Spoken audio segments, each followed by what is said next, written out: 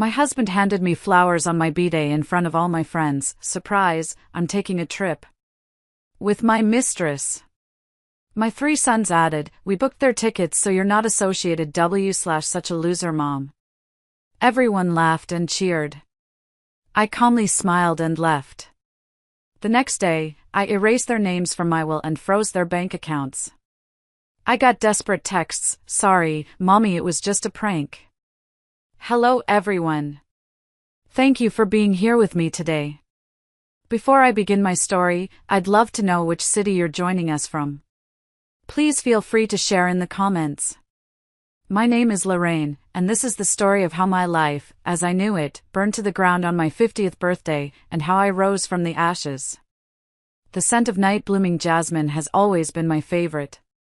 It's supposed to be calming, a sweet perfume that hangs in the cool evening air. But tonight, sitting here on my porch swing, it just smells like poison. It's cloying, suffocating. Every gentle sway of the swing feels like a shove, and the rhythmic creak of the chains is like a clock ticking off the seconds of my new, shattered reality. It's been 5 hours. 5 hours since I walked out of my own 50th birthday party, leaving behind the smiling faces of my friends, the half-eaten cake, and the smoking crater where my family used to be. My hands are still trembling. I'm clutching a lukewarm mug of chamomile, but it might as well be gasoline for all the good it's doing. I keep seeing it, replaying the moment in my head like a car crash I can't look away from. My husband, Arthur, standing there with that charming smile he reserves for public appearances. My 3 sons, Garrett, Spencer, and Dean, standing beside him, looking so proud. And all those faces, people I've known for 20, 30 years, all turned towards me, their expressions shifting from happy anticipation to something else. Shock. Pity. And in a few corners, a flicker of cruel amusement. This was supposed to be my night. A celebration of half a century. 50 years of trying to be a good person, a good wife, a good mother. I'd spent weeks looking forward to it. I bought a new dress, a lovely sapphire blue silk that made me feel, well, it made me feel pretty, for the first time in a long time. I imagined toasts and laughter and maybe a slow dance with Arthur, a moment to feel like we were still the young couple who promised each other forever. What a fool I was. What a blind, sentimental fool. They called it a special presentation. A tribute. And I, like an idiot, smiled and felt a warmth spread through my chest. I thought it would be a slideshow of old photos, the boys on their first day of school, family vacations to the lake, clumsy Christmas portraits where someone was always blinking. I thought it would be sweet, maybe a little embarrassing, but full of love. Instead, they stood me in the center of the room and executed me. Publicly. They took a lifetime of my love, my sacrifice, my devotion, and they threw it back in my face like garbage. So now I sit here, in the dark, with the scent of jasmine choking me. The party is over. The guests have gone home, whispering and gossiping about the spectacular implosion of the Miller family. And I am left with the ringing silence and the single, burning question that echoes in the wreckage: how did I not see this coming? How could I have been so blind? The house behind me is dark. It's no longer a home. It's just a building filled with ghosts and lies. And me. I'm still here. And I'm starting to realize that the heartbreak churning in my gut is slowly, surely, crystallizing into something else. Something hard, and cold, and sharp enough to cut. You know, when you're young and in love, you believe in fairy tales. My fairy tale started 25 years ago with Arthur. He was brilliant, ambitious, with a fire in his eyes that promised a life less ordinary. I was just a girl with a significant inheritance from my parents, who had passed away far too young. I wasn't looking for someone to take care of me, I was looking for a partner, someone to build a life with. Arthur sold me that dream, and I bought it wholesale. He had a business idea, a tech startup that was, he claimed, going to change the world. All it needed was capital. My capital. I didn't hesitate.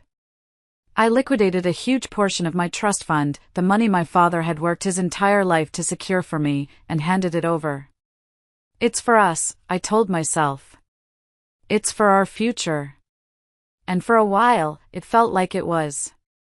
The business took off, not like a rocket, but it was successful enough. We bought this house, in this lovely neighborhood. We had Garrett, our serious, handsome firstborn. Then came Spencer, the charming, easygoing middle child. And finally, Dean, our sweet, quiet baby. My life became them. I put my own career aspirations on hold to be a full-time mother. I managed the house, the school runs, the doctor's appointments. I hosted the holiday dinners and planned the birthday parties. And I continued to be the family's silent financial partner. When Arthur's business hit a rough patch, it was my money that bailed it out. When he wanted to expand, it was my signature on the loan documents, backed by my assets. When Garrett wanted a brand new Mustang for his 16th birthday, Arthur would say, "Let's see what we can do," but it was my account the money came from. When Spencer got into some trouble with credit card debt in college, I was the one who quietly paid it off to keep it from affecting his future. And when Dean needed tutors for his SATs and a substantial college fund, it was my inheritance that made it possible. I never threw it in their faces. I never kept a tally. It was just what you did for family. I thought we were a team. Arthur was the face of the family's success, the brilliant entrepreneur. I was the foundation, the quiet strength that held everything up. He got the accolades, I got the satisfaction of seeing my family thrive. Or so I told myself. Looking back now, the signs were all there, weren't they? Little red flags I chose to ignore. The way Arthur would dismiss my opinions on business matters with a pat on the hand, saying, "Don't you worry your pretty little head about it." The way the boys, as they got older, started coming to me for money but going to their father for advice, as if I were just the bank teller and he were the bank president. They'd ask me for a few $100s for a weekend trip, and I'd transfer it. Then I'd overhear them on the phone with Arthur, laughing about some grand plan, some adventure that I was funding but was never a part of. There was a subtle shift in the household dynamic. It became Arthur and the boys against the world, I guess. And I was just the support staff. The provider of comfort and cash. I convinced myself it was a natural part of sons growing up and bonding with their father. I told myself I shouldn't be jealous. But a part of me felt erased. I was the architect of this beautiful life, yet I was becoming invisible within its walls. I furnished the gilded cage, polished the bars, and never once realized I was locking myself inside. Let me walk you through the party. I want you to see it exactly as I did. The event was held at a beautiful old country club, one we'd been members of for years. The main ballroom has these stunning floor-to-ceiling windows that overlook the golf course, and we'd timed it so the sun would be setting right as the party got into full swing. It was perfect. Or it was supposed to be. I spent the first hour greeting everyone. Old friends from college, neighbors we'd known since the boys were in diapers, Arthur's business associates.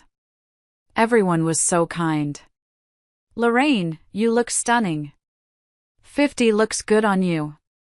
I was floating, genuinely happy.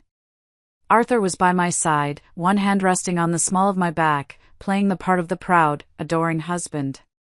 He handed me a glass of champagne and whispered, "To the most beautiful woman in the room." I actually blushed.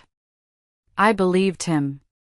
After about an hour and a half, just as dessert was being served, Arthur tapped his glass for attention. The room quieted down. My boys, Garrett, Spencer, and Dean, came to stand beside him at the front of the room, near a large projector screen I hadn't paid much attention to. "Thank you all for coming," Arthur began, his voice smooth as silk. 50 years. It's an incredible milestone, and no one deserves to be celebrated more than my wonderful wife, Lorraine. He smiled at me, and I smiled back, my heart feeling so full it might burst. The boys and I wanted to do something a little different this year. Not just a gift, but a tribute. A look back at the woman who made all of our lives possible. My eyes started to well up. This was it. This was the moment of validation, of love, that I'd been subconsciously craving for years. The lights dimmed, and the projector flickered to life. The first few photos were exactly what I'd expected. A picture of me and Arthur on our wedding day. A photo of me holding a newborn Garrett, looking exhausted but blissful. A funny picture of the five of us on a ski trip, covered in snow. People were chuckling, murmuring awe. Then, the tone shifted. The music changed from a soft piano melody to something jarring. A photo of me appeared on screen, a candid shot I'd never seen before. I was in the kitchen, looking stressed, flour on my cheek. Arthur's voice came over the speakers, a pre-recorded narration. "Lorraine has always been practical," he said, and there was an edge to the word. She managed the household with an iron fist. The next slide was a spreadsheet. My household budget spreadsheet. On a giant screen for all my friends to see. Every penny accounted for, Arthur's voice continued. "Sometimes, a man needs room to breathe, to dream. But dreams don't fit neatly into a budget." My smile faltered. My stomach did a slow, sick flip. This wasn't a tribute. What was this? The slideshow continued. A picture of me looking tired in my gardening clothes was captioned, "While I was building an empire, Lorraine was content in her own little world." It was followed by a photo of Arthur on a yacht with some business partners, laughing. The implication was clear. He was the ambitious one. I was the boring homebody holding him back. My cheeks were burning. I could feel the eyes of everyone in the room on me. The air grew thick and uncomfortable. I looked at my sons, pleading with my eyes for them to stop this, but they just stood there, stoic. Garrett, my firstborn, had a look of grim justification on his face. Spencer, my charmer, wouldn't meet my gaze. And Dean, my baby, just stared at his shoes. The final blow came when a photo of a stunningly beautiful woman, someone half my age, appeared on the screen. She was laughing, standing next to Arthur on a sunny balcony somewhere tropical. "Sometimes in life," Arthur's voice said, now filled with a mock sadness, "two people just grow apart. One person is ready to embrace the next chapter, to live life to the fullest, while the other is content to just manage the decline." He then walked back to the microphone in real time. He looked directly at me, his eyes cold. "Lorraine, I wanted to do this in front of everyone so there would be no misunderstandings. I'm in love with someone else. I'm leaving you." The silence in the room was absolute. You could have heard a pin drop on the thick carpet. And then he said the words that would echo in my mind forever. "And I want to thank my sons for their support. They helped me realize I deserved to be happy." If Arthur's announcement was a knife to the heart, what came next was the twisting of the blade by my own children. After he dropped that bombshell, a wave of gasps and whispers rippled through the room. I was frozen, my champagne glass still in my hand, unable to process what was happening. It felt like a nightmare, a surreal play where I was the unwilling star. Then Garrett, my eldest, the one I'd taught to read, the one whose nightmares I'd soothed, stepped up to the microphone. He cleared his throat, looking not at me, but at the stunned audience. "We know this is a shock to everyone," he said, his voice steady. "But we've seen how unhappy our father has been for years. Mom, she's a good woman, but she's a lot. She's controlling. We just want our dad to have a chance at real happiness." Controlling? Was he talking about the time I insisted he finish his college applications instead of blowing his tuition money on a trip to Cancun? Was he talking about me making sure he had a budget when he moved into his first apartment, an apartment I paid the security deposit for? My mind was reeling. Next was Spencer. My charming, sociable Spencer, who could always make me laugh. He looked deeply uncomfortable, but he took the mic anyway. "It's true," he mumbled, shuffling his feet. "Dad deserves this. We've been helping him. Keeping his secret. We knew he was seeing someone else. We've even met her. She's great." He actually said that. He stood in front of me, in front of all our friends and family, and praised my husband's mistress. He talked about how she was fun and easygoing, and the unspoken contrast hung in the air like a guillotine. I was the difficult one. The ball and chain. I felt the blood drain from my face. They knew. This wasn't a recent development. This was a long, calculated deception. They had watched me plan this party, watched me pick out my dress, watched me bubble with excitement, all the while knowing they were about to detonate a bomb in the middle of my life. The betrayal was so profound, so absolute, it stole the air from my lungs. Dean, my youngest, never spoke. He just stood behind his brothers, a silent accomplice. But his silence was just as loud, just as damning.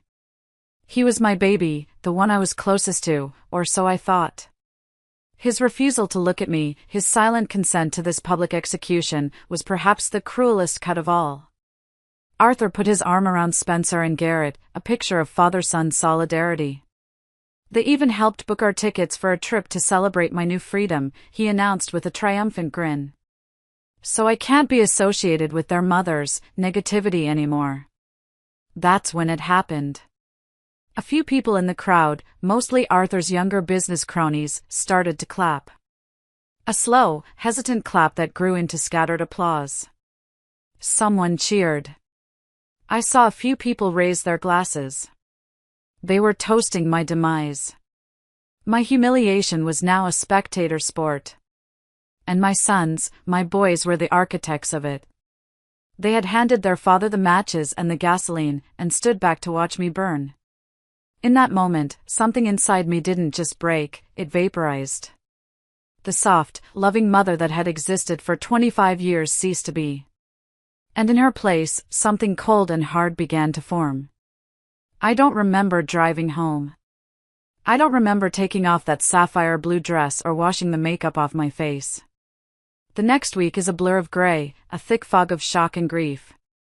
I didn't answer the phone, which rang incessantly for the first 2 days and then fell silent. I didn't check the dozens of texts that pinged, a meaningless chorus of fake concern. I just existed. My house, once a source of pride, felt like a mausoleum. Every framed photo on the wall was a lie. There we were, smiling on a beach in Hawaii, a trip I'd paid for. There was Garrett's graduation photo, his cap and gown bought with my money. Spencer's football trophy gleamed on the mantelpiece. I remembered every single Saturday I'd spent on cold bleachers cheering for him. It was all a sham. A carefully constructed illusion of a happy family that I had funded and they had desecrated. For 3 days, I did nothing but drift from room to room. I tried to make coffee one morning and just stood there, watching it overflow and run onto the counter, a dark, bitter puddle. I sat in front of the TV for hours, the screen flashing with images and sounds that never penetrated the fog in my head. I didn't eat. I barely slept.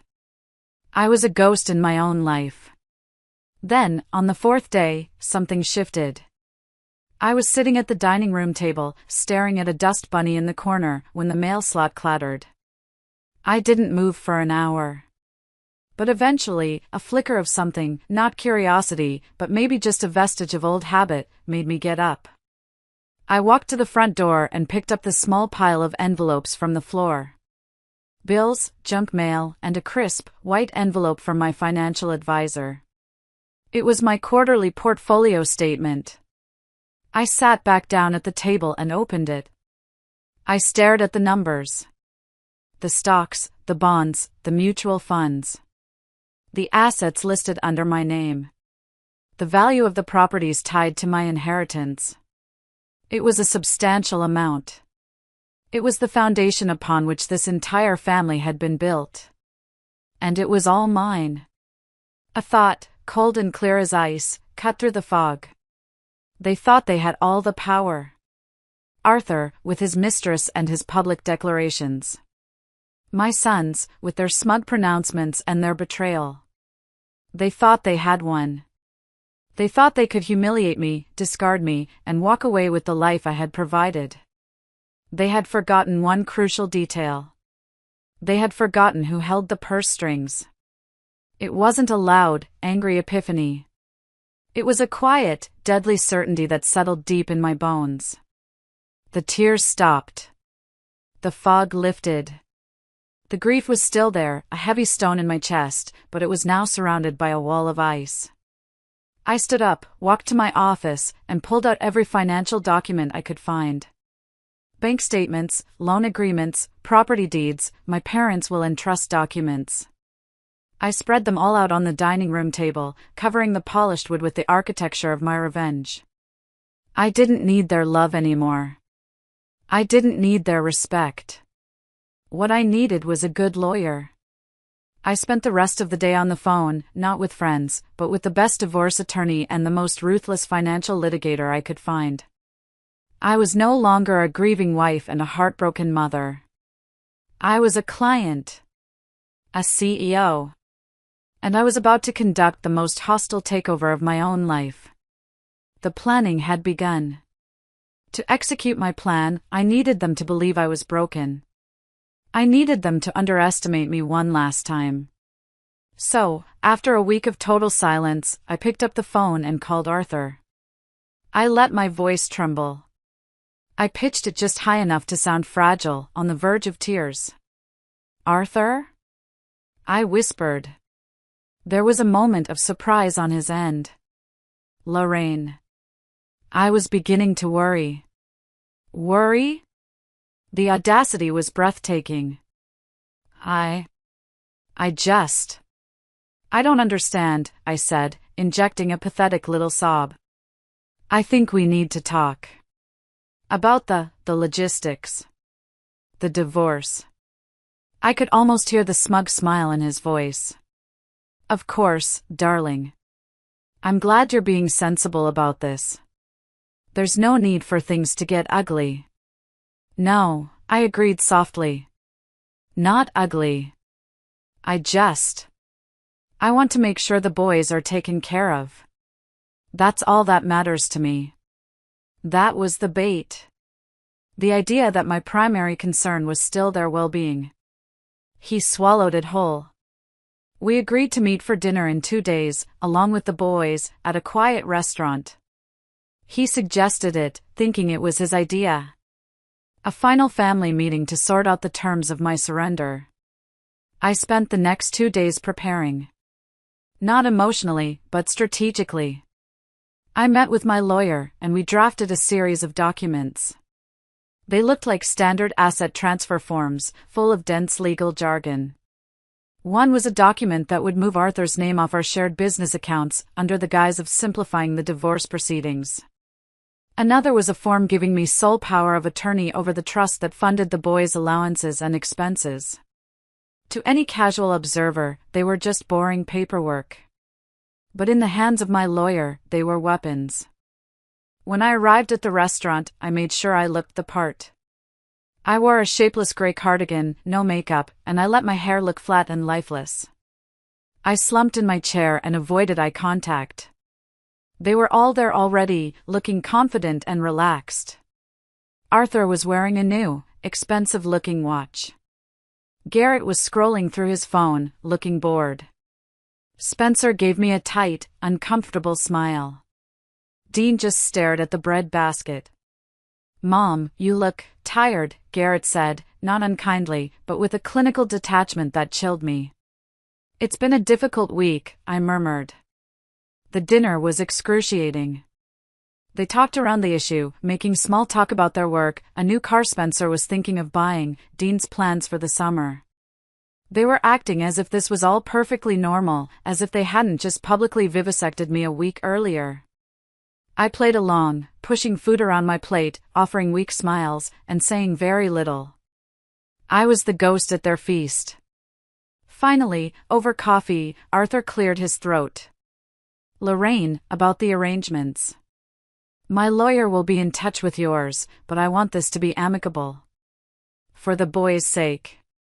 I nodded, looking down at my hands. "Of course. All I care about is them. Which is why my lawyer drew these up." I pushed a slim manila folder across the table. He said it would be simpler if we untangled some of our shared finances now. It just gives me sole authority over my own inheritance and trust accounts. It makes it cleaner, so I can ensure the boys' funds are always protected and managed by me directly. It's the only thing I have left to give them. My voice cracked at the end, a masterful touch, if I do say so myself. Arthur, the picture of magnanimity, barely glanced at the papers. He saw my performance of the broken woman, the devoted mother, and his ego did the rest. Of course, Lorraine. Whatever you think is best, he said, pulling out a pen. He signed each page with a flourish. Then he pushed the folder towards the boys. You all need to sign as well, as beneficiaries of the trust, just acknowledging the change in management. Garrett signed without even reading it. Spencer followed suit. Dean hesitated for a moment, his eyes flickering towards me, but after a sharp look from Arthur, he quickly scribbled his name. They handed the folder back to me. It felt heavy in my hands, heavy with the weight of their arrogance and my victory. I had it. I had everything I needed. I paid for the dinner, a final, ironic gesture, and walked out of that restaurant. The performance was over. The war was about to begin. The morning after that dinner, I woke up before the sun. There was no grief, no fog. There was only a cold, clear purpose. I made myself a strong cup of coffee, sat down at my desk, and opened my laptop. It was time to pull the plug. My first call was to the private bank that managed our primary accounts. I spoke to our longtime manager, a man named Mr. Harris. Good morning, Lorraine, he said, his voice warm. What can I do for you today? Good morning, David, I said, my voice crisp and professional. I have a series of directives. I've just emailed you the legal documents signed by Arthur and my sons last night, along with a letter from my attorney. First, I need you to freeze all shared accounts immediately. Second, I'm revoking all supplementary credit cards linked to my primary accounts. The ones under the names Garrett Miller, Spencer Miller, and Dean Miller. Revoke them. Effective immediately. There was a stunned silence on the other end of the line. Lorraine, is everything all right? This is highly unusual. Everything is perfectly fine, David. I'm simply restructuring my finances. The documents are all in order. Please confirm when the directives have been executed. He stammered for a moment, then said he would get right on it. One by one, I made the calls. The trust fund manager. The credit card companies. The bank that held the loan for Garrett's Mustang, a loan for which I was the cosigner. I informed them I would no longer be responsible for the payments. Let him figure it out. By 9 a.m., the financial life support system that had sustained my husband and sons for their entire lives had been switched off. I felt a grim sense of satisfaction. It was like pruning a dead tree. A painful, but necessary, cut. I didn't have to wait long for the fallout. Around noon, my phone buzzed. It was a text from Garrett. Mom, my card just got declined at the gas station. Is something wrong with the account? I looked at the text, and I didn't respond. I simply deleted it. An hour later, another text. Seriously, Mom, what's going on? I tried calling the bank and they said the card was cancelled. Call me. Silence. Then came Spencer, always more dramatic. He didn't text, he called. I let it go to voicemail. The message was frantic. Mom! What the hell is going on? I tried to pay for lunch and was completely humiliated. My cards are all declined. I checked my bank account, the one you put my allowance in, and it's empty. There's nothing there. This has to be some kind of mistake. Call me back right now. The panic in his voice was a symphony to my ears. Later that afternoon, an email from Dean's University bursar's office popped into my inbox. It was a courtesy copy of a notice sent to him. Payment for the upcoming semester is past due. Please remit payment immediately to avoid suspension of your student privileges. I read the email, took a slow sip of my tea, and moved it to the trash folder. The storm had made landfall. They were so used to living in a world cushioned by my money that they had no idea how to function without it. They thought they had discarded me, but they were about to find out that they had only discarded their own safety net. I went into my garden and spent the afternoon peacefully pulling weeds, feeling the sun on my back for the first time in what felt like an eternity. For every weed I pulled from the earth, I felt like I was pulling another piece of their poison out of my life. The days that followed were a cascade of chaos, and I had a front row seat. My phone became a repository of their escalating panic. After their initial confusion turned to anger, their messages became a toxic cocktail of threats, accusations, and, most pathetically, bewildered pleading. Garrett, my pragmatic, serious son, was the first to truly unravel. He had built his entire identity around being successful and in control, an image propped up by a luxury apartment he couldn't afford and a car he wasn't paying for. I received a frantic voicemail from him 3 days after I'd cut him off. Mom, the bank called. They're going to repossess the Mustang. The Mustang! My name is on that loan too. This is going to destroy my credit. What are you doing? Are you trying to ruin my life?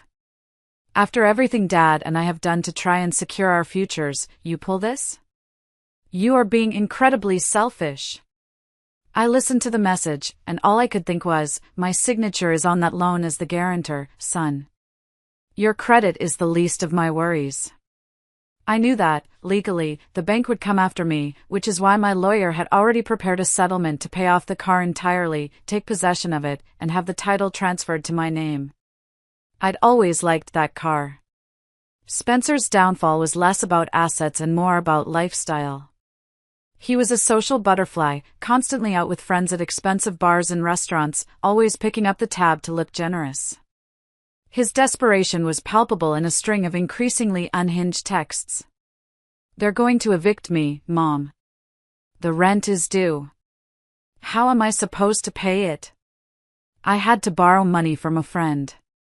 Do you know how humiliating that is? You're doing this out of spite. Dad was right about you. You're a bitter, vengeful woman. And then there was Arthur. Oh, Arthur. He tried to maintain his cool facade for about 48 hours. He must have assumed it was a temporary glitch, a fit of pique from his hysterical wife. He was in for a rude awakening. He was in the middle of closing a business deal that required him to put up a significant amount of capital he assumed he could pull from our shared investment accounts. I heard about what happened from a mutual acquaintance who was in the meeting. Apparently, Arthur had assured his new partners the funds were secured. When he tried to make the transfer and was met with a wall of red flags and frozen accounts, he turned pale. He made a flustered excuse and spent 20 minutes in the hallway, presumably on the phone with the bank, getting the worst news of his life. The deal, of course, fell through. He lost a massive opportunity and, more importantly, he lost face. His text to me was a single, furious line. What have you done? I responded with a single word. Justice. The final, and perhaps most satisfying, piece of news came via an email. It was from the Homeowners Association of our neighborhood. Arthur, in his arrogance, had tried to have me removed from the property deed, claiming I had willingly vacated the premises. The email was a notification that his request had been denied, as the property was purchased primarily with funds from a private trust established in my name long before our marriage. The house wasn't ours. It was, and had always been, legally and unequivocally, mine. My lawyer had already drafted the eviction notice. He had 30 days to vacate my property. The king, who had so proudly announced his new freedom, was about to become homeless. His kingdom was crumbling, and he was beginning to realize he was just a jester in a court he never truly owned. A week after the financial blackout, they showed up. All 4 of them. I was in the kitchen, listening to an old jazz record and trying a new recipe for lemon ricotta pasta when the doorbell rang. Not a polite, friendly ring, but a long, insistent lean. I knew who it was.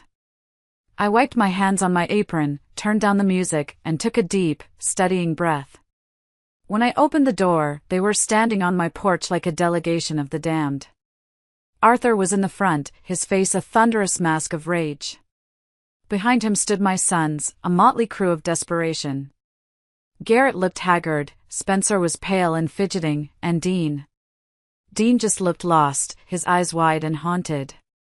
"We need to talk," Arthur bit out, trying to push past me into the house. I didn't move. I stood firm in the doorway. "No. We don't need to do anything. But if you want to talk, you can do it out here, on my porch." His eyes narrowed. "Don't be ridiculous, Lorraine. Let us in. This is my house, Arthur. You are not welcome in it. You have about 3 weeks left before you'll be trespassing if you even set foot on the lawn. Now, what do you want?" Garrett pushed forward. "Mom, this has gone far enough.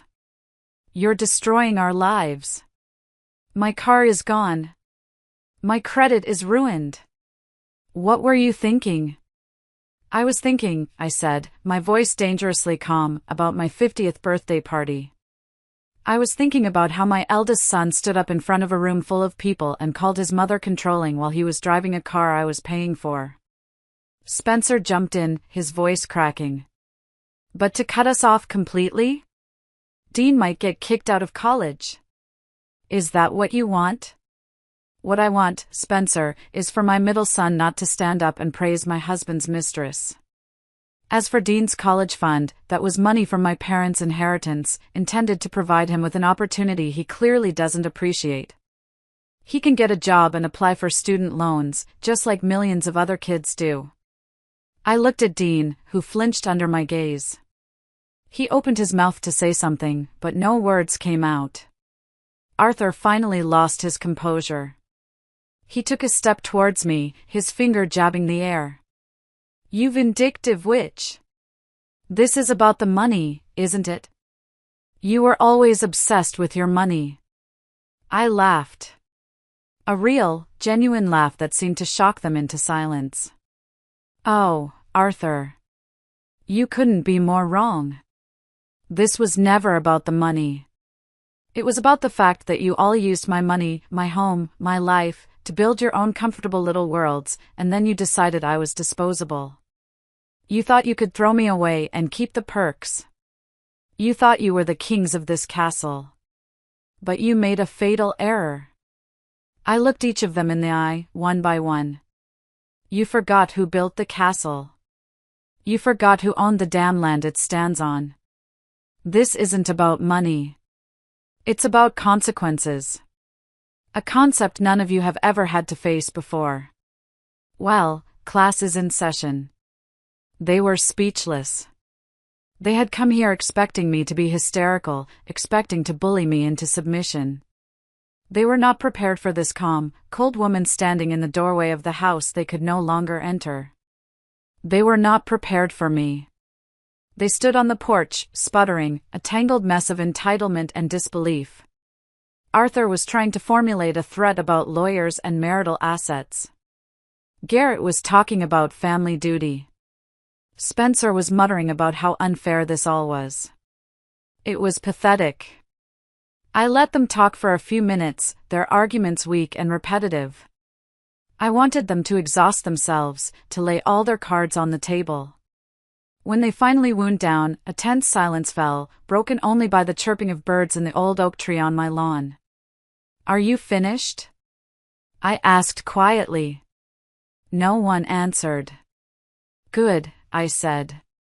"Because there's one last piece of business we need to discuss." I turned, walked back into the house, and picked up a thick envelope from the hall table. I came back to the doorway, holding it in my hands. "You're right about one thing, Arthur," I said, looking him dead in the eye. "This is about the future. My future. and by extension, yours. I pulled a sheaf of documents from the envelope. It was a freshly printed and notarized copy of my last will and testament. I spent some time with my lawyer this past week, getting my affairs in order. It's always good to have a plan, don't you think? I've always believed in planning. I held up the first page. This document, I announced, my voice ringing with clarity in the quiet afternoon, is my will. And I've made some changes. Arthur, as my soon-to-be ex-husband who publicly declared his infidelity, you will, of course, be receiving nothing. Not a single dime. Not a photograph. Not a piece of furniture from this house you are being evicted from. His face went from red to a pasty, sickly white. I then turned my gaze to my sons. My 3 boys, who were now staring at the papers in my hand as if they were a death sentence. And Garrett, Spencer, and Dean, I said, and for the first time, my voice trembled, not with weakness, but with the sheer, righteous power of my decision. As you all stood by and supported your father in his deception and cruelty, as you publicly disowned me and my value in your lives, I have honored your position. Your names have been completely and irrevocably removed from this will. You are no longer my beneficiaries. You will inherit nothing. The silence that followed was the most profound silence I have ever heard. It was the sound of 3 futures evaporating into thin air. The trust funds they expected, the property they assumed would be theirs, the safety net they had taken for granted their entire lives, all of it, gone. All of my assets, I concluded, my voice dropping to an almost whisper, my entire inheritance, this house, my investments, everything, will be placed in a charitable trust upon my death. It will be used to fund scholarships and shelters for women and children who have been abandoned by their families.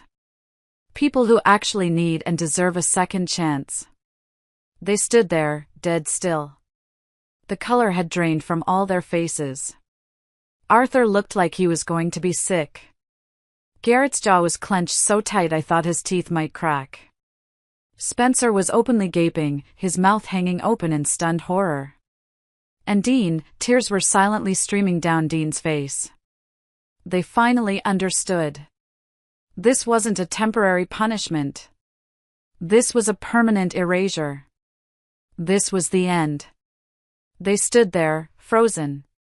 The image is burned into my mind. Arthur, the great tycoon, looking like a deflated balloon. My sons, who I had carried, nurtured, and loved, looking at me as if I were a stranger, a monster who had just stolen their future. But I wasn't a monster. I was simply a woman who had finally learned her own worth. If you're still listening, could you do me a kindness and like this video, and just comment the number 1 down below? It lets me know you wonderful people are still here, and that you're right here with me on this journey. Your support means the world to me, it truly keeps me going. Just comment that number 1 so I can see you. Okay, now let me tell you what happened next. After my announcement, there was no more yelling. There was no more arguing. There was just a thick, dead air hanging over my front porch. It was as if I had sucked all the oxygen out of their world. They just stared, their minds clearly struggling to catch up with the new reality I had just laid out for them. Finally, Arthur found his voice, but it was just a hoarse whisper. You can't do this, Lorraine. I just did, I said softly. The papers are filed. It's done. I looked at them one last time, a tableau of ruin on my doorstep. And I felt nothing. The anger was gone.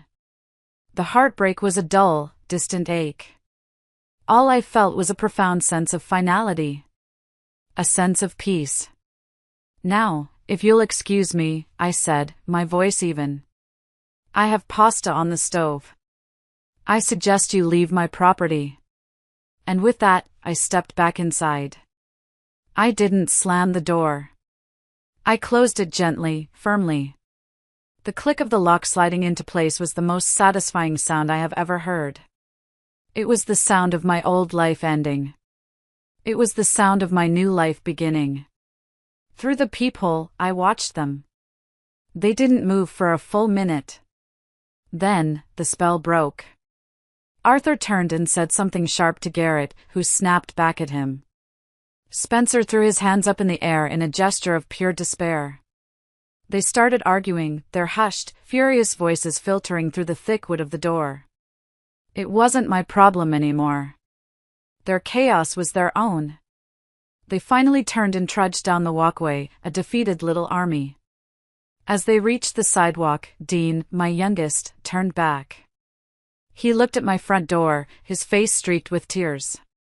I saw his mouth form the word, Mom, but no sound came out. He lingered for a moment, a lost little boy, before his father barked his name and he hurried to join them. I stayed by the door for a long time after they were gone, my forehead resting against the cool wood.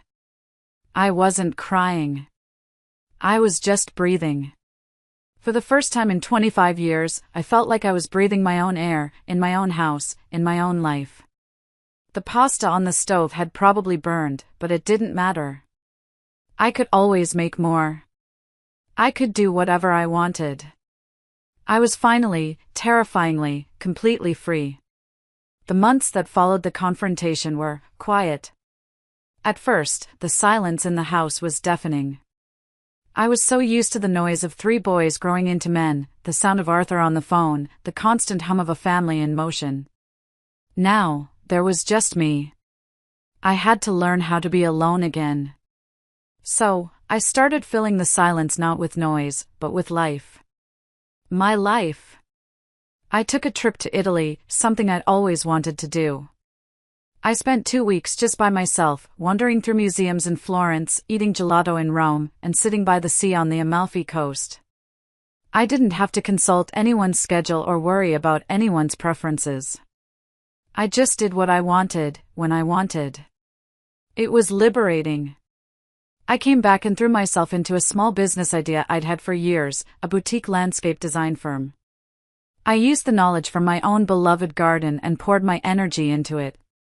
I took classes, got certified, and started small, with friends and neighbors. To my surprise, it took off. I was good at it.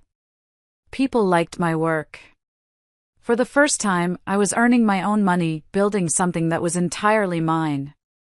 My salary wasn't huge to start, but it was earned through my own passion and skill, and that felt better than any trust fund. I reconnected with old friends, the ones who had called and texted with genuine concern after the party, the ones I had shut out in my grief. I had long lunches with my girlfriends, joined a book club, started taking yoga classes.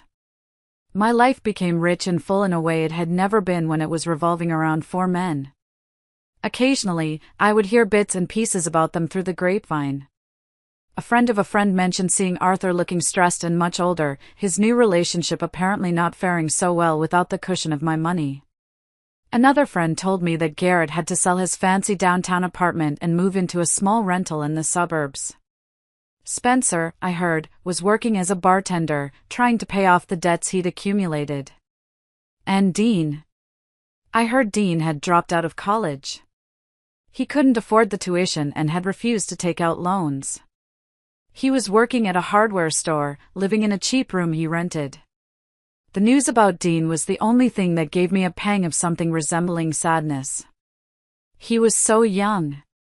But I had to remind myself that these were the consequences of their own choices. I had given them every advantage, and they had thrown it all away for a moment of cruel loyalty to a man who deserved none. I was rebuilding my world, while they were left to navigate the ruins of the one they had helped to destroy. About a year after what I now privately called the Great Implosion, on a Tuesday afternoon that felt wonderfully, beautifully ordinary, a letter arrived. I'd just come home from a client meeting, my cheeks still flushed with the thrill of landing a major contract to design the rooftop garden for a new downtown hotel. I was humming, feeling the satisfying ache in my muscles from a morning of hands-on work, my mind buzzing with ideas about perennials and irrigation systems. My life had found a new rhythm, one dictated by seasons and soil, by client deadlines and my own creative energy. The chaos of the past felt like a distant, murky dream. I sorted through the mail at my kitchen island, bills for my thriving business, a catalog for rare bulbs, a postcard from a friend vacationing in Maine, and then I saw it. A single, plain white envelope. My name and address were written in a familiar, slightly messy script that made my heart give a painful little squeeze. It was from Dean. My first, visceral instinct was to drop it in the shredder. No questions asked. I had spent a year meticulously rebuilding the fortress around my life, brick by painful brick. My peace was a new and fragile thing, and this letter felt like a stone lobbed over the wall, threatening to shatter the calm. I had heard things, of course. Whispers through the town's still active grapevine. I'd learned to treat these bits of information with a surgeon's detachment, observing them without letting them touch me. Just last month, I'd run into Carol, an old acquaintance, at the farmer's market. After the initial awkward pleasantries, her face softened with a look of genuine pity that was clearly not for me. "Lorraine, you look incredible," she'd said, and I knew it was true. I was healthy, I was smiling, I was standing on my own 2 feet. Then she'd leaned in conspiratorially. "Have you heard about Arthur?" she'd whispered. According to Carol, Arthur's fall from grace had been swift and brutal. His beautiful young mistress, the one he'd paraded on screen at my birthday party, had apparently been in love with his lifestyle, not him. The moment the accounts were frozen and the eviction notice was served, she was gone. Vanished. Arthur, his reputation in the business community shot after his deal fell through so spectacularly, had been unable to secure new investors. He'd been forced to sell his luxury car and was now living in a sad, beige apartment complex out by the highway. He was, Carol said, trying to work as a consultant, a humiliating step down for a man who once saw himself as an emperor of industry. She'd had news of the others, too. Garrett, my son who valued control above all else, had lost it completely. The repossession of the Mustang was just the beginning. The black mark on his credit report made it impossible for him to get a loan or even a decent apartment. He'd lost his prestigious job due to the distraction and was now working in a soul-crushing middle management position for a company he used to mock, his pride swallowed daily. Spencer, the charming socialite, had discovered his charm was directly tied to his wallet. When he could no longer pick up the tab, his fair-weather friends had drifted away. He was working as a bartender, a job that forced him to watch other people live the life he once took for granted, a lonely ghost haunting the edges of the high life. That knowledge had provided a grim, intellectual satisfaction, a sense that the universe had, in its own way, balanced the scales. But this letter, this was different. This was personal. This was a direct communication from one of the architects of my pain. I left it on the kitchen counter and for 3 days, it was a silent, white rectangle of potential agony. Every time I walked past it, I felt a jolt. I was afraid to open it. Afraid of what it might ask of me. Afraid it would be a trick, a new form of manipulation. Finally, on a quiet Sunday morning, with a cup of strong coffee in my hand and the sun streaming into my newly redecorated living room, all bright colors and comfortable furniture now, no trace of Arthur's heavy, darkwood taste, I decided I was strong enough. I slit the envelope open. The letter inside was just a single page, written on simple lined paper. "Dear Mom," it began. My breath hitched. He hadn't called me that in what felt like a lifetime. "I don't know if you'll even read this, and I wouldn't blame you if you threw it out. I'm not writing to ask for anything. I swear on my life. I don't want money, and I'm not asking you to change your mind about the will or anything else. You were right to do what you did. We deserved it. I see that now." I had to pause, my eyes blurring. I'd heard apologies before, the hollow, self-serving "I'm sorry you feel that way" kind. This felt different. "I'm writing because I needed to say I'm sorry. What we did to you at your party was the worst thing I have ever been a part of. It was monstrous. I see that now." I stood there and said nothing, and that makes me just as guilty as them. I was a coward, plain and simple. I was so desperate for Dad's approval, so caught up in the idea that he was the cool one, that I helped him break his own wife, my own mother. There is no excuse for it. This last year has been the hardest of my life, but also the most real. I dropped out of school and I'm working at a hardware store. It's not a glamorous life. I assemble grills and stock shelves. But it's the first time I've ever earned my own money, paid my own rent for a tiny room. It's the first time I've ever had to be an adult. And it's made me realize what a spoiled, ungrateful, and fundamentally weak person I was. It's made me realize everything you did for us, everything you gave us, that we just took for granted like the air we breathed. I don't talk to Dad or my brothers anymore. I tried to talk to them about what we did, about feeling sorry, and they don't get it. They're still angry at you. They think you are the villain of the story. They blame you for their problems. I can't be around that poison anymore. I know I don't deserve your forgiveness. I probably never will. That's a consequence I have to live with. But I just wanted you to know that one of us, at least, understands. One of us is truly, deeply sorry for breaking your heart. Dean. I read the letter 3 times, then a 4th. The tears I thought I no longer had were streaming down my face, dripping onto the cheap, lined paper. They weren't tears of pure sadness or fresh anger. They were tears of a deep, complicated grief, but mingled with a flicker of something else. It was the first crack in the wall of ice I had so carefully constructed around my heart. It was a single, fragile note of genuine remorse in a symphony of selfish, arrogant noise. It wasn't a solution. It wasn't a magical fix that made everything okay. But it was something. It was an acknowledgement. And after a year of feeling like my pain had been invisible to them, that was a truly powerful thing. So now, here I am. Back where I started this story, sitting on my porch swing. But everything is different. The swing, once a vessel for my grief, is now my favorite spot to have my morning coffee and watch the sunrise. The air is cool and clean, and the jasmine I planted to replace the old, memory-laden bushes smells sweet and new. My life is my own, and it is a good life. A life built with my own 2 hands. My landscape design business, New Bloom Landscapes, is more successful than I ever dreamed. I have a waiting list of clients. I have a small, dedicated crew.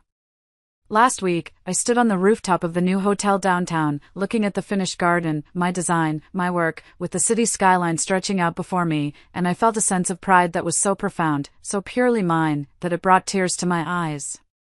The paychecks I deposit in the bank, carrying my business name on them, feel more valuable than any dollar I ever inherited. This is a success I have earned. My house has been transformed. It is no longer a monument to a failed marriage. The heavy, dark furniture is gone, replaced with light, airy pieces I picked up myself. The walls are painted in warm, cheerful colors. And the photographs have all been changed. The gallery wall in the hallway no longer shows the forced smiles of a family that was a lie. Now, it holds pictures of me and my girlfriends laughing on a trip to Santa Fe. A picture of my crew and me, covered in dirt and grinning, after finishing a huge project. A stunning photo I took myself of the sunset over the Amalfi Coast. It's a wall of my new life, my chosen family, my joy. My friendships are the bedrock of this new life. Women I had neglected in the haze of my family obligations have rallied around me. We have wine nights in the garden I've meticulously cultivated. We take trips together. We support each other's ventures. They have seen me at my worst and have celebrated my rebirth. They are the sisters I never had, and their love is a constant, steadying presence. And then there is Dean's letter. It sits on my desk, inside a small wooden box. I still haven't answered it. Not because I'm angry, not anymore. But because the question of what to do next is so incredibly complex. For a few days after reading it, I found myself drafting replies in my head. One was cold and distant, acknowledging his apology but offering nothing more. Another was warm, opening the door just a crack. I even went so far as to pull out a piece of my best stationery, the thick, creamy paper I use for special notes, and picked up my favorite fountain pen. I wrote the date at the top of the page, and then I stopped. Because what I realized in that moment of hesitation was the most powerful lesson of the last year. The victory wasn't in cutting them off. The victory wasn't even in my own success. The true victory was in reclaiming my own agency. For 25 years, my life was a series of reactions to the needs and wants of my husband and my sons. Now, for the first time, I am not reacting. I am choosing. The choice of whether or not to contact Dean is mine alone. It is not dictated by guilt, or obligation, or the ghost of the mother I used to be. It will be a choice made by the woman I am now, a woman who is strong, independent, and fiercely protective of her own peace. The mother in me aches for the lost boy in that letter. But the survivor in me knows that my own well-being must come first, always. I look out at my garden. The roses I planted last spring are in full, glorious bloom. They're strong, resilient. They survived the winter frost and the summer beetles, and they came back more beautiful than ever. But they need care. They need pruning. They need to be protected from blight. My peace is like that garden. It is beautiful and it is thriving, but it requires my constant vigilance. My old life is a story that has been told. My old family is a chapter that has been closed. But my future is a vast, unwritten landscape. And for the first time, I am the only one holding the map. I am the only one holding the pen. I get to decide where the path goes next, what seeds to plant, what walls to build. And that is a power greater than any inheritance. That is the ultimate freedom. Thank you for listening to my story. If you have ever had to rebuild your own life from the ashes, or if any part of this journey resonated with you, please share your thoughts in the comments below. It is a powerful reminder that none of us are alone in these battles. And please, don't forget to like and subscribe, because every single one of us has a story of resilience that is worth telling.